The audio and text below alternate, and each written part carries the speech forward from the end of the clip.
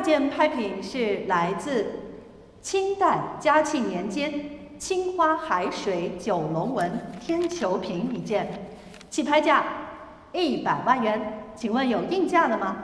有了，100万元900号，120万，感谢您。还有再出到150万吗？150万、180万，868号先生，180万、220万、250万，委托席250万。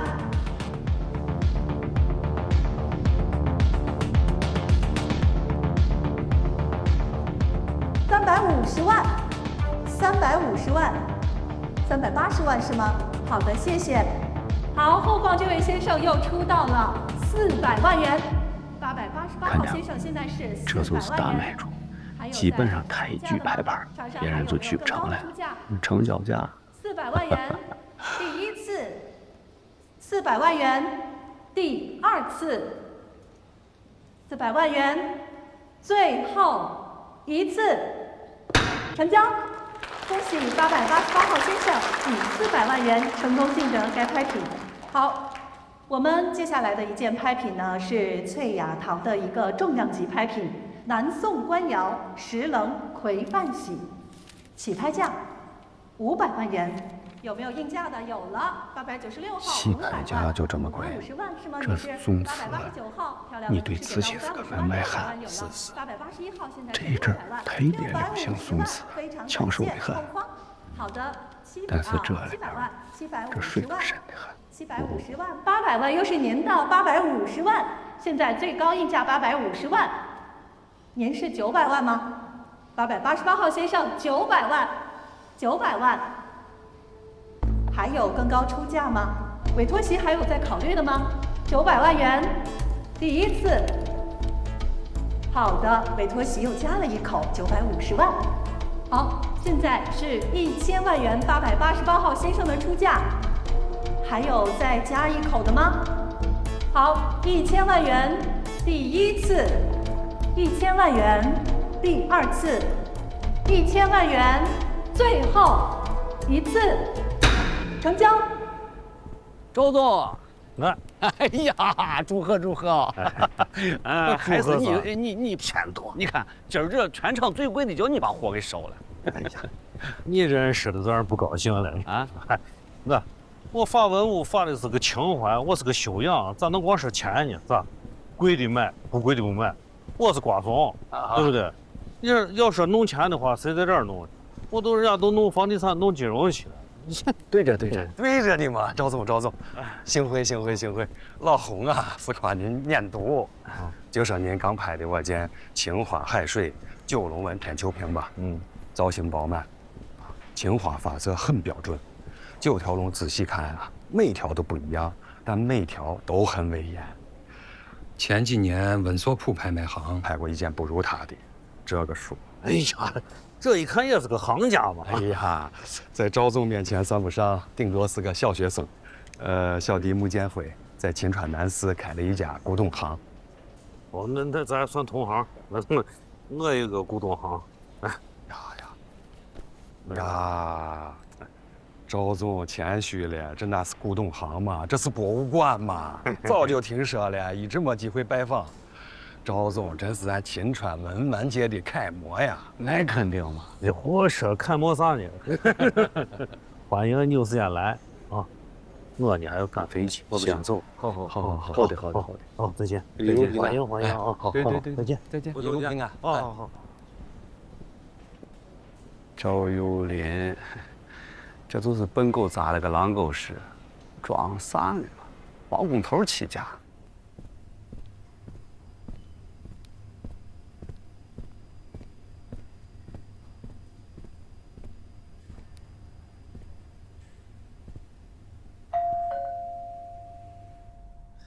这几年越搞越大，都开始玩拍卖会了哦。呀，我兜里几个字儿，你华南王还不清楚啊？蹭了朋友的顺风车来见见世面而已。王老板咋不拍几件呢？哎，拍卖会还大老板玩个，轮不到我们金字塔底下的人的了，係咪？我看王老板是拿惯了批发价，不愿意让中间商赚差价吧？哎，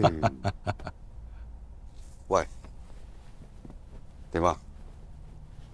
有没有兴趣从墓里搞一些送旗，大家一起发发财呢？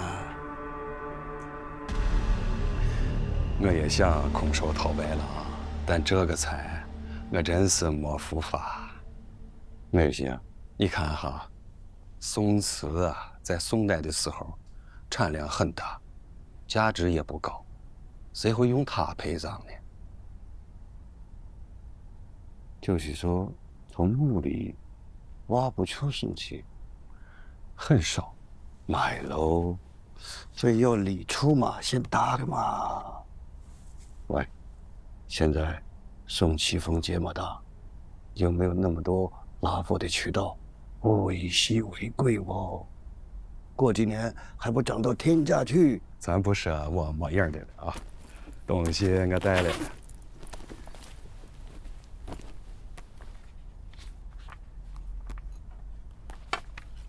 你看一下，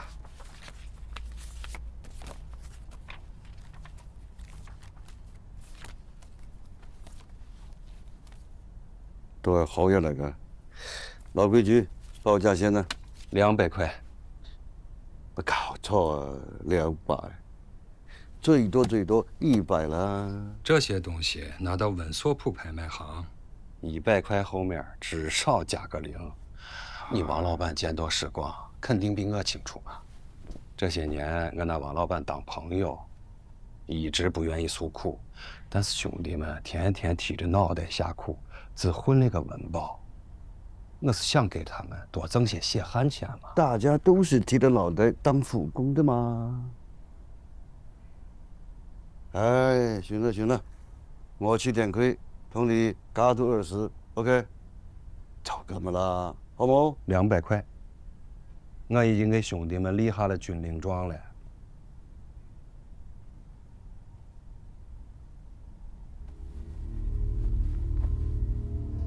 老穆，讲话很硬气嘛，你不要觉得打下一个焦佑林，就会有人同你兜底。他们这些藏家都是社会名流，是活在太阳底下的。我敢同你打赌，他们绝对不敢收你的坑里货。感谢提醒。不过嘛，有钱不挣，在这行我还没见过。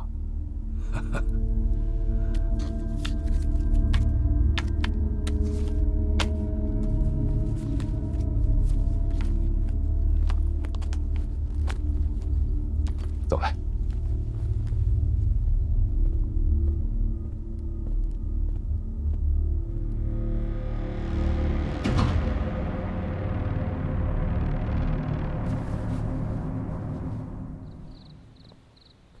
哟，骆老师，有何贵干呢？那块石头我让省院的老师看了，都说没见过。郭士林那边的回复也是一样的。有良博那边着急施工，没啥问题，你就让人继续呗。你也觉得没问题呢？咋？你有啥发现？目前还没有。你也没啥新发现，老在那几块石头上浪费功夫干啥呀？又没啥好研究的。你知道那几块石头是哪朝哪代的吗？我也不知道。这些咱都不知道，咱哪能断定它没有研究价值呢？我是好心提醒你，别做无用功。知道你是好心提醒我呢，那我也表达一下我的观点啊。这些形状、规则高度一致的鹅卵石出现在一个本不该它出现的地方，这件事情本身你不觉得很蹊跷吗？周边的水文咱也没查过，其他乱七八糟的东西咱都没查，咱就现在说它不行哦，不用查了，你觉得合适不？行，那你就弄你的灌溉井，把咱老师的工作笔记给我，明天我们要去踏查了。给不了，我还没看完呢。你又不踏查，咋还站着茅坑不拉屎？哎，骆老师，你看，田野工作这几年，你咋说话变接地气，这行动变得这么野蛮的呢？少废话，给我。给不了。哦，行了，大晚上孤男寡女在人家家里，在那儿吵吵闹闹，像什么样子呢？行，你就犯轴吧你。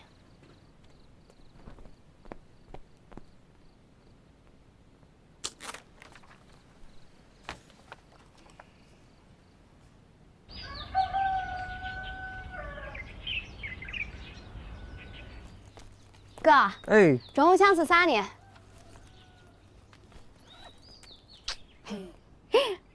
好长时间没吃婶儿做的那个油泼面了嘛，整一碗嘛啊！好，我给小马准备啊。好。哎，小满，咋？问你个啥事儿呢啊？你说。就是井里的那个石头啊，你在别的地方有见过没？石头啊？哦，没有啊。那咱老师当时在你家住着的时候，他有没有拿过一个石头啥的？哎呀，啥呀？时间太长了，我想不起来了。没事，我就随便问问啊。姐，哎，走，咋？妈，心酸在哪儿嘛？我后头不都是？啊。妈，哦，当年咱教授住咱屋的时候，你记着他拿一块石头呢吗？不记得了。想一下嘛。都过去那么长时间了，谁还能记得我些事情？这石头跟咱老师有啥关系啊？啊？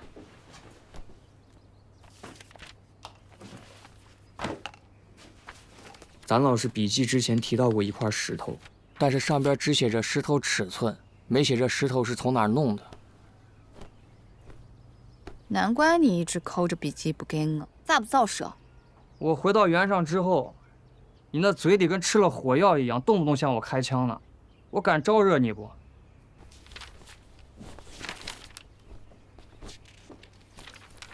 对不起。行了，原谅你了。那下来咋办嘛？我是觉得啊，咱老师他不会无缘无故这么重视一块石头呢，对吧？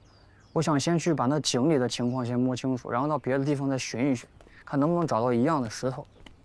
最好啊，能确认一下咱老师手里的那块石头是在哪儿发现的。方坤，你要有什么需要帮助的，记得叫我。罗老师，我准备好了，然后这个送给你。哎，干嘛啦？坤哥，那个不是给你的。哇，他干嘛他？那个给他吧，他怕晒。可是他已经晒成那样了。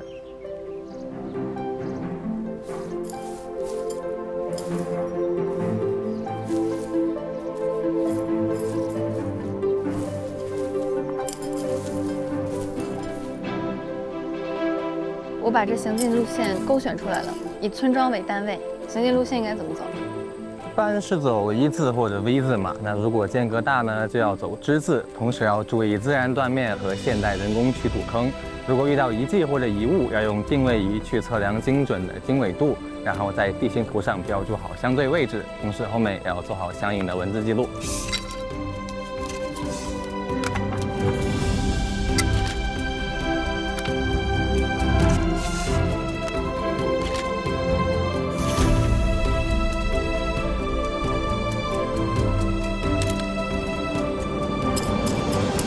小白，你多下几个孔，然后下铲一定要精准，脚底要稳，眼睛要尖，多观察着。好，知道，就像中医一样望闻问切，对不对？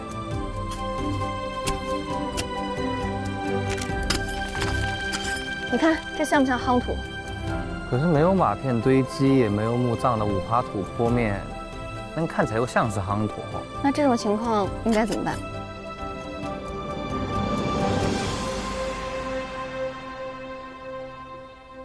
哎，你娃是干啥的？考古的嘛。哎，小伙，我见过你，前些年你来俺这儿新盗洞得是的呀。婶子记性好得很啊，我头发都这么长了，还能记得我呢啊？你咋对着这石头疙瘩？靠啥你嘛？李婶儿，你真是见识短，靠个石头咋了？俺叫人家靠土疙瘩呢，一个真大土疙瘩，你这盘个半天，然后在上面写个啥再画个啥。哎，去，你倒懂个啥去？哎，你不懂你。来，你是大学生嘛，研究生。研究生？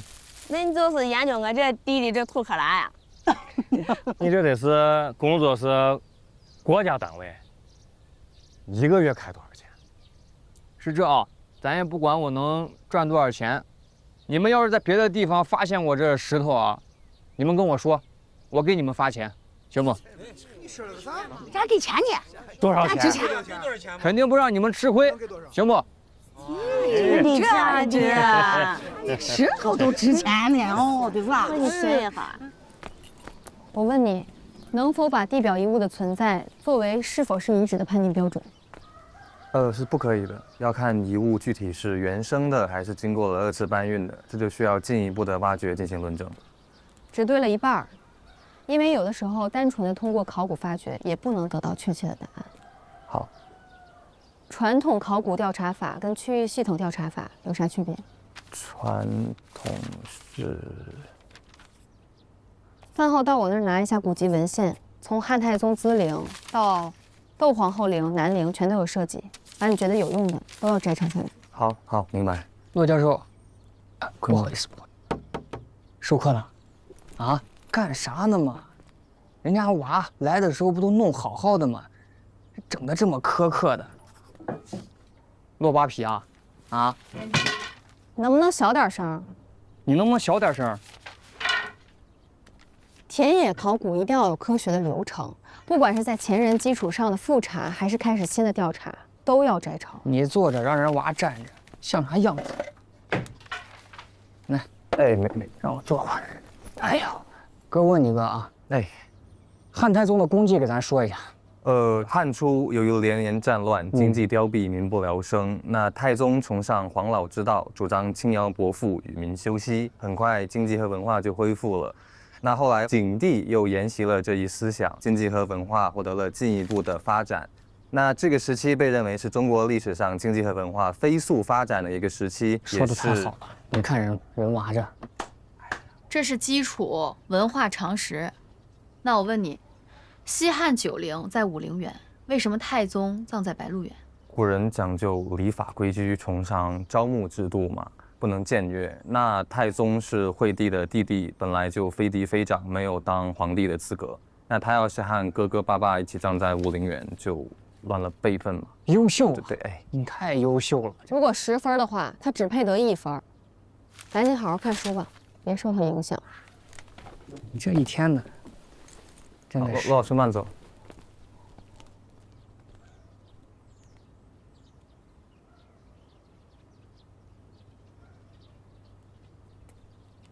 坐吧，坐。没。你坐，你去弄你的。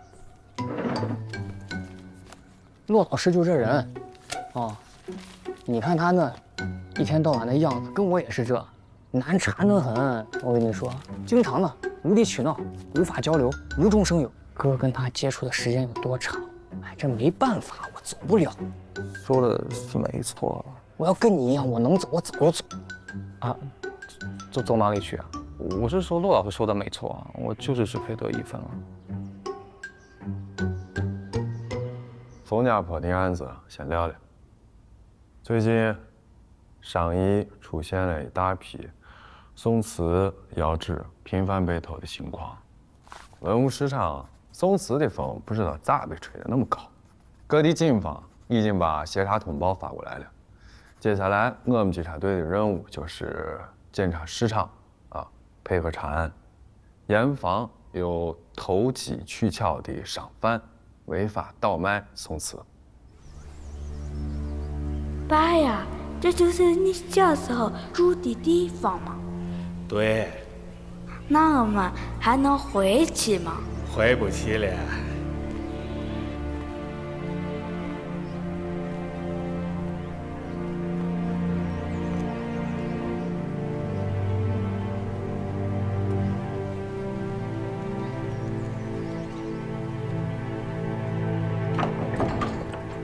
是穆老板吗？对。来，请跟我来。好。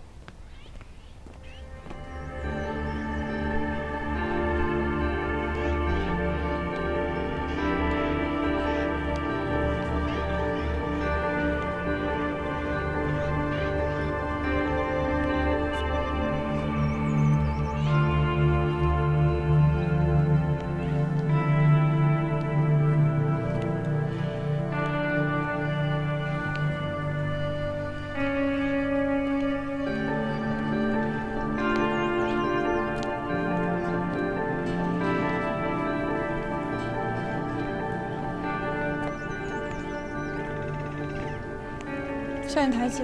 好。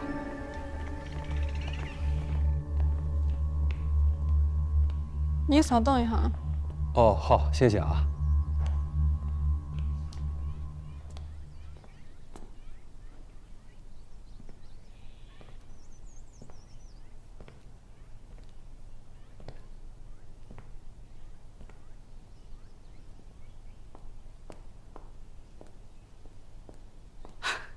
是穆老板吧？四哥，我是赵馆长的助理温玉和。哦，文总您好。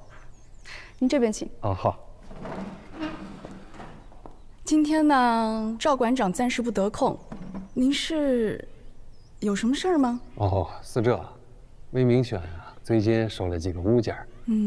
咱明边博物馆珍宝荟萃包罗万象，也不知道这几件东西能不能登赵馆长的大雅之堂。您看您这话说的，穆老板肯登门献宝，那一定是好东西。如果您要是不嫌弃的话，能否让我先过过眼？好，没问题。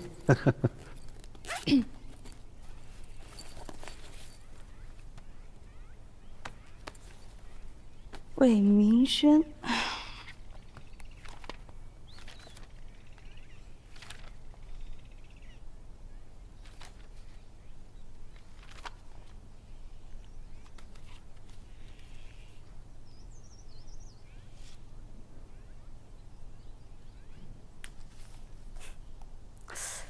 穆老板，您这玩笑开得有点大了。您这些可不是什么古董文玩，而是文物。你也看到了，我们明德博物馆每一件展品都是有身份、有出处。您这些来路不明的东西，不敢收。明白了，那个就不打扰了。那我送您。不用客气。我们明德博物馆以前是木宅，哎，这秦川的穆家您听说过哈？听说过一点。咱这博物馆的名字呀，就来源于这个大学之道，在明德，主要是要用这个古训律己，文物你出身都很明确，绝对不受坑的东西。秦川人啊，多多少少都有听过一些。这道光年间呢，他们靠做生意兴了家，还捐了4平府坛，简直是富可敌国呀。然后这穆家人呢，他们也喜欢一些古玩，所以经过几代的积累，他们也是藏品无数。我们在建馆初期的时候，还有幸收了一些呢。可不想，就这样的家族也衰落了呢。哼。哎，穆老板，这边请。我是从外进来的。这边。好，来看看地址，这叫芝麻指定满地有。兄弟，这是正儿八经的宋代的汝窑。最近这风声紧，我跟你说看，不是看你事先喜欢，我给你不说这么多。这真的是宋瓷啊！再给你假一发誓。我是文物稽查队的，你刚才说的话，这已经全部录像了。你这套汝窑曹具从哪弄来的？兄弟，哎呀，兄弟哥，你可不敢跟我开玩笑啊！谁跟你开玩笑呢？哎呀，我问你从哪弄来的？我给你实话实说吧，这都是工艺品。哎，你看，一模一样的。真不是？哎呀，我哄你干啥呢？哎，兄弟，你看，我这你摔一个，你看，工艺品。行，再来啊！好，大哥回来了。回来了。今天稽查队的人在南市查啥呢？我听说是查宋瓷呢吧？宋瓷的风够大的，都刮进稽查队的眼皮了。哥，咱要不要改下风？哎，越是这个时候越不能掺和，连宋瓷的工艺品都不要摆。行。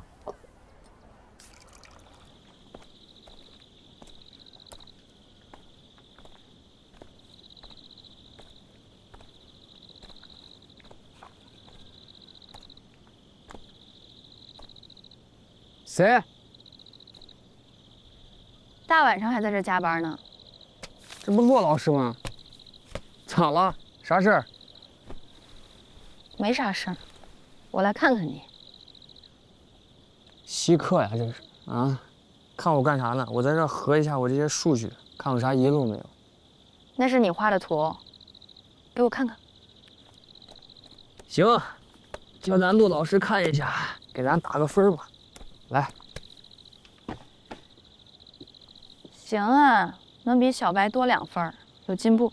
哎，行，2分也是分呢。能得到陆老师的肯定不容易，感谢啊。你要感谢的人不是我，是咱老师。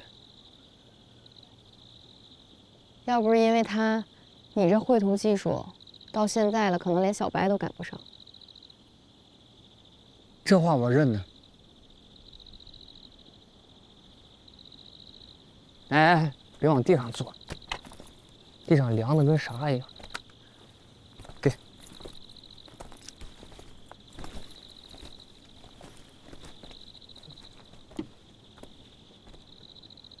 哎，咋样？有啥进展吗？暂时还没啥进展。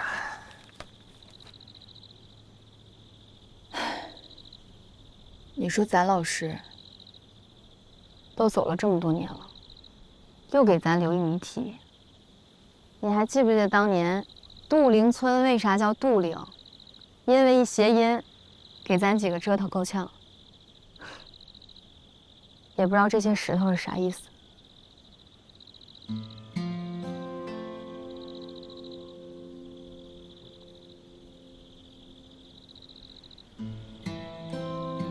你咋这现在变得这么严苛的嘛？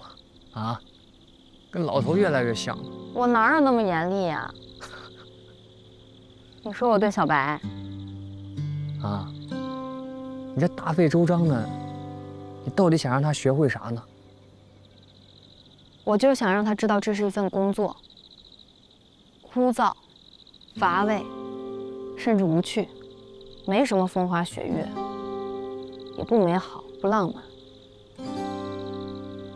就是把考古最难、最不堪的一面撕开给他看。他要能接受，那就留下来干；不能，就劝他趁早转行。哎，你这话说的我不赞同啊！我觉得这个事情还得分人呢嘛。你想，咱那会儿去发掘，每天唱着歌去地里，呀，多浪漫！那边有块农田，你还记得郭士林老叫那农田是啥不？希望的田野。你说咱一群人骑着车，在那希望的田野上追着夕阳，啊，迎着日出，这不是浪漫吗？你咋这么多年还是个理想主义者？你这么想，不代表别人也这么想，你不能代表这个行业的主流。那我好几个同学已经转行去卖煤了。刚毕业那会儿，是可以靠着理想、靠着浪漫撑着，热爱嘛。那结了婚、生了娃呢，最后都得被现实打回原形。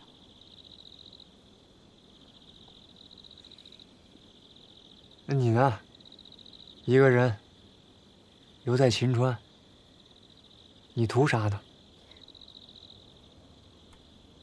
郭士林也问过这个问题，我跟他说，因为理想。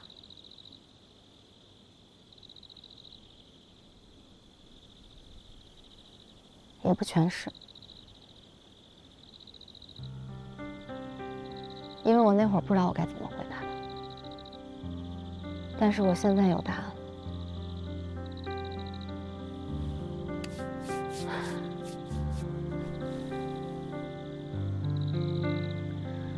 几年前，我是稀里糊涂的来到了秦川，走着走着就离不开了。我是真觉得我挺爱这儿的。因为我可以发自肺腑地说，我在世界文明史上留下名字的圣地工作过，值了。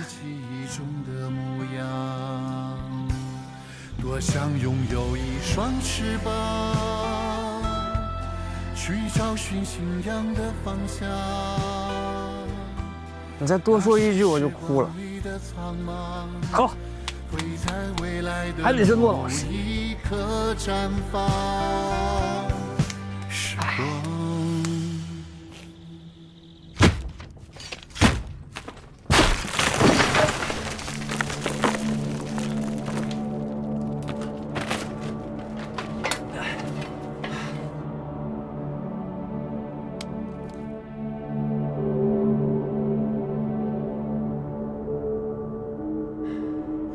没事儿，罗。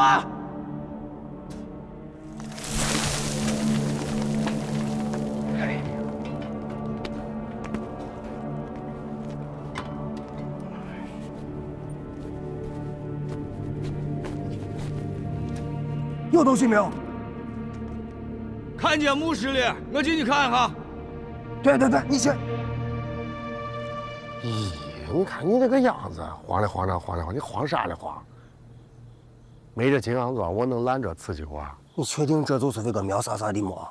北宋开国大将苗广义的墓，这是他老家。这以前挖出可多宋墓，都跟姓苗有关系。这个墓啊，我找了可长时间了。我要不肯定是他的墓，我敢给你开这价。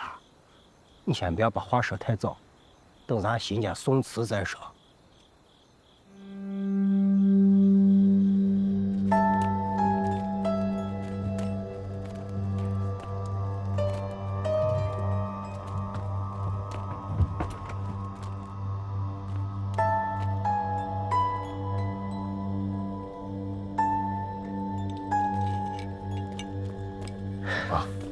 没恨，慢点儿，别碰住东西了。咦，几件瓷器啊？9件，全是汝窑呀。你咋知道全是汝窑？这上衣哪有宋瓷的？除了汝窑能有啥？你看这颜色，全都像鸭蛋壳。这宋朝的瓷器，除了汝窑，哪有这颜色泛绿的？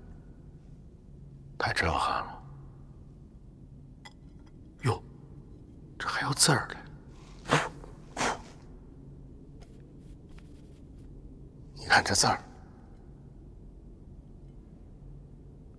苗勋，字广义，社旗苗店人，广顺元年，陈桥兵变，赵匡胤夺取后周天下，宣布国号为宋，成为宋王朝的开国皇帝，册封苗勋为护国大军司，连司奸人的奸，兼司天台正，钱德禹提。哦，这是钱德禹提的。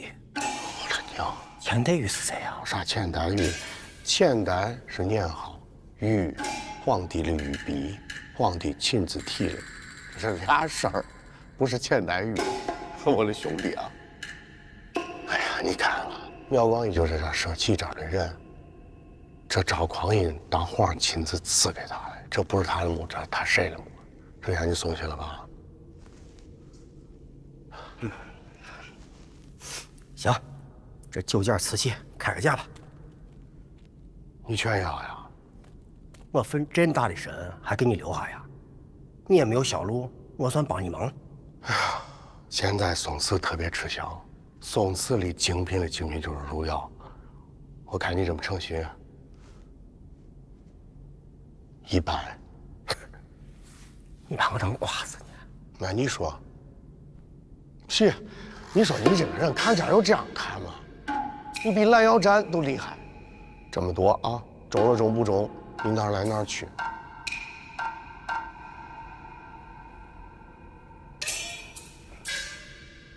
50，行，马上给你拿钱。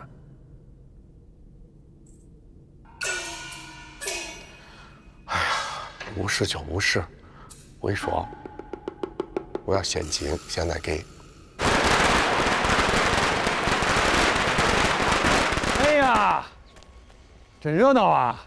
哎呦，我看把你能力些，你过个生日还放炮呢。哎呀，姐，你弟这2年净走背字呢，放个炮驱驱邪气嘛。哎，说啥呢？你看姐给你带蛋糕。呀，这哪个你看，弄啥？啊，进屋，进屋，进去装东西。哎，把东西拿上。谢谢姐夫。哎呀，看把你得意的没边。听你说你的。哎呀，听说最近搞了一批宋词，这是要发大财了嘛？咋？想让俺们眼前一下？看你这话说的，小气了啊！啥叫发财嘛？咱弄的是文化传承。你算是赶上了，长长眼。在哪儿呢？这不是嘛？这么多件，你别急，咱一个一个看啊。来，这是第一个，好好看。哪儿出的货？这成色能是哪儿？墓里头。哦，墓里出的宋词，咱省的。你内行咋说外行话呢？咱省有这词呢。确实没见过。看出名堂没有？看样子是个纸吹瓶。啥词？这颜色，该不会是汝窑？真是汝窑。汝窑是在商议。你这笔财是在商议发的？同行莫问嘛。对对，理解理解。宋词现在金贵的很，就算你告诉我了，我也不敢沾，也沾不起。这些都是汝窑瓷。打开看吧。哎呀，不了不了不了，贵的很。你看再磕牙碰一下，那我可赔不起。哎呀，谁叫你赔你先？该上该上。哎呀，那是这，你给咱估个价。你高看我了，以前7位数以下的，我还能摆摆手指头。这么高端的货，我这手指头都不够数的，估不出来。估不出来嘛是不想估，真估不出来。这次你只能找华南王，他懂行。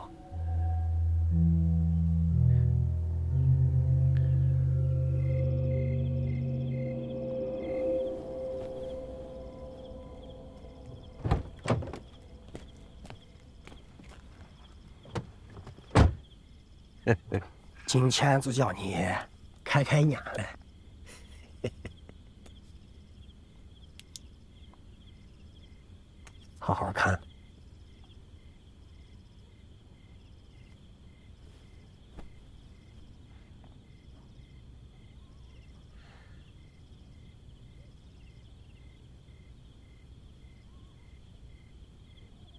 你没搞错啊？啥意思？你说有宋旗，我才这么鬼远过来见你。你拿一个工艺品过来，你玩命啊？啥工艺品？我花了100多万，从上亿我宋墓里头亲自弄下去，正经汝窑瓷。你这是从宋墓里搞出来的宋旗？你以为嘞？宋墓里怎么会有宋旗啊？呀，这宋墓里头没有宋瓷，这宋瓷从哪点出来的？啊？还能从我唐墓、清朝墓里出来的？哎，啥都知不到。哎，我同你講唔清楚了啊！你呢，回家問問你姐夫 ，OK？ 人家早就看過了，人家一眼就惊出這是北宋的汝窑瓷，連價錢都沒估，直接讓我來信你了。你姐夫知道你這是宋墓里搞來的宋旗？人家肯定知道嘛！你看這釉色，多舒服嘞！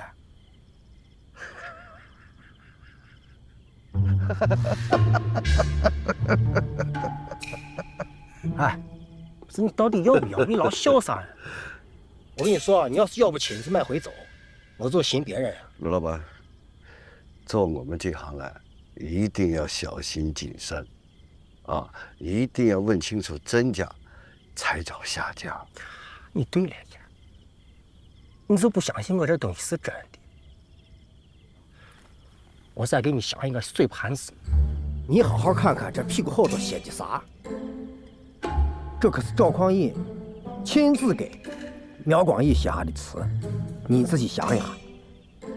唔使啦，你姐夫呢很懂行，你回家问问他是真是假就知道了。OK， 係咁啊，拜拜。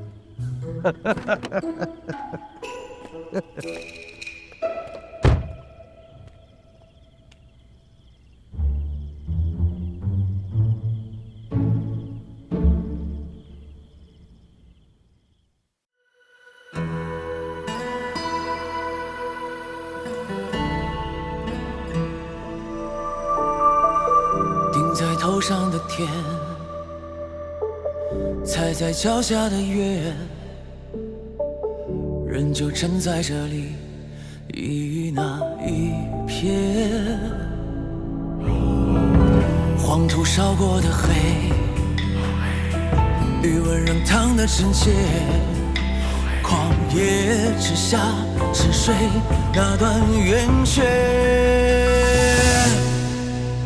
莫停歇，我乘船走马，此心如铁，把万里星传给一轮明月。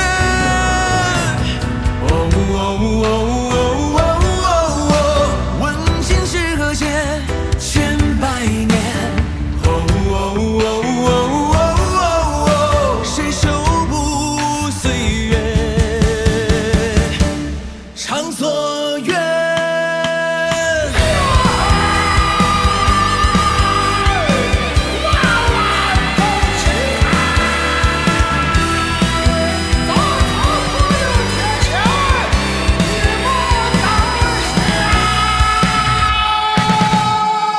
上顶舟头去了又回，汉阳汤泥渡黄河水。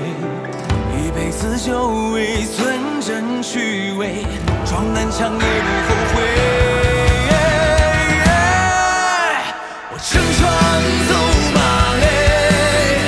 此心如铁，把万里星传给一轮明月。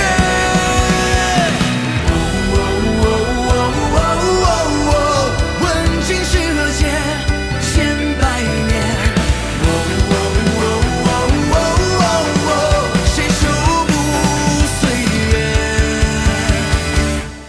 长所愿。